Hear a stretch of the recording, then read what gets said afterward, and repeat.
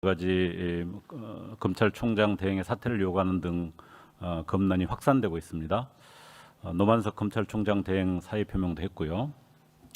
그런데 그동안 수사와 기소 독점이라는 막강한 검찰권을 매우 편파적으로 또 선택적으로 휘두르며 사실상 스스로 국민위에 군림한 권력이 된 핵심 책임자들이 갑자기 정의의 투사인 양 행세를 하고 있습니다.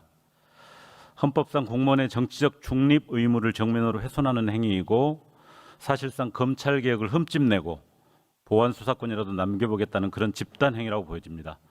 특히 한동훈 전 국민의힘 대표가 검찰의 자살 운운하면서 이 사태에 공개적으로 가세한 것은 전직 법무부 장관이자 과거 검사 시절에 검찰권 오남용의 정점에 서 있던 인물이 이번 사태에 끼어들어서 본인의 과오를 덮고 이재명 정부에게 책임을 떠넘기려는 그런 잔기술을 부린다고 생각합니다. 이번 항소 포기를 두고 검사장 18명이 입장문을 내면서 온 나라가 큰 논란에 휩싸였다 이렇게 표현했습니다. 윤석열 구속 취소에 즉시 항고를 포기하고 백기를 들었고요. 또 주가 조작 전주 김건희를 불기소하면서 납작 엎드렸던 검찰이 그때는 뭐하다가 이제 와서 정의의 투사인 양 행세를 하는지 어이가 없습니다. 장관님, 이 검찰의 조직적 저항에 대해서 절대로 묵과해서는 안 된다고 보는데요. 공무원으로서의 의무를 위반한 검찰에 대한 엄중한 징계가 필요하다고 보는데 어떤 계획이 있으십니까? 예, 어떤 과거 검찰이 수사 기소의 전권을 가지고 그 권한을 오용하고 남용했다는 국민적 불신이 굉장히 크지 않습니까? 그런 상황에서 검찰 개혁의 필요성이 요구되는 상황에서 검찰의 그 일부 구성원들이 집단적인 움직임을 보는 것은 매우 바람직하지 않다고 보고 있습니다.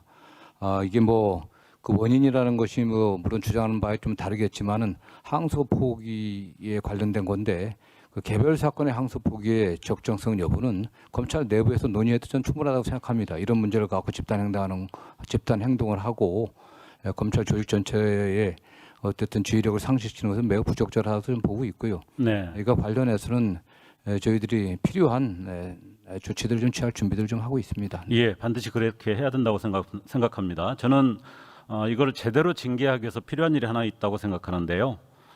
잘 아시겠습니다마는 행정공무원 중에 징계와 관련해서 별도 법률로 징계법을 가지고 있는 집단은 검찰밖에 없습니다.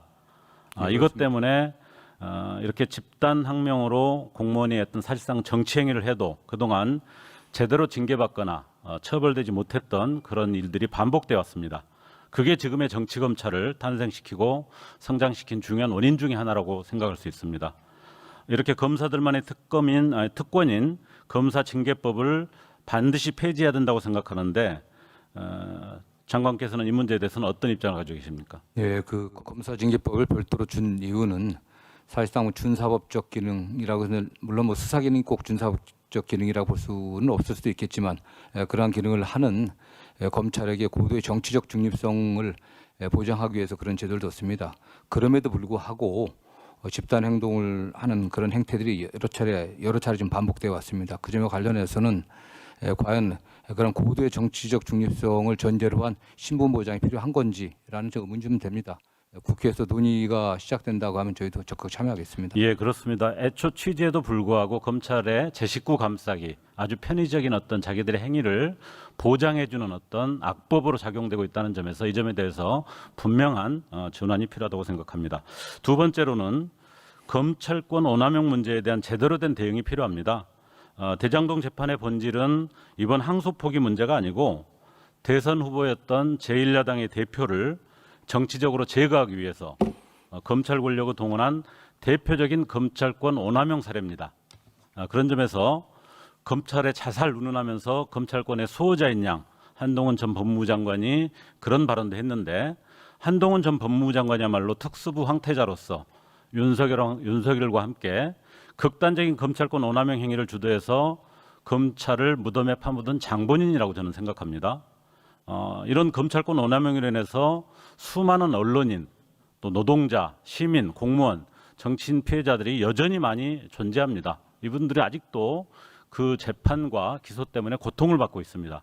이에 대해서 진상조사를 제대로 하고 또 피해 회복도 해야 된다고 생각하는데 저희 조국혁신당은 이미 검찰권 오남용 진상조사 및 피해회복 특별법을 발의한 바가 있습니다. 이번에 입장을 발표한 검사장이나 또 한동훈 전 대표야말로 이 법에 따르면 가장 먼저 조사를 받아야 될 검찰권 오남용의 주범들입니다. 특별법 제정을 통해서 해당 인물들에게 응당한 책임을 물고 또 피해자들에게 피해 회복 조치를 하는 것이 우선이라고 생각하는데 장관님 이 법 제정 취지에는 어떤 판단이십니까?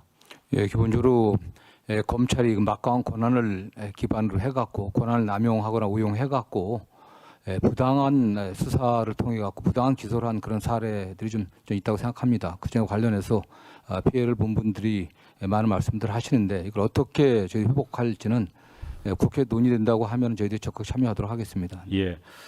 이번 사태는 단순한 항소 포기 논란이 아니고 사실상 검찰 개혁을 방해하고 다시 정치 검찰의 어떤 권력으로 지위를 회복하는 것을 꿈꾸고 있는 그들의 준동이라고 생각합니다.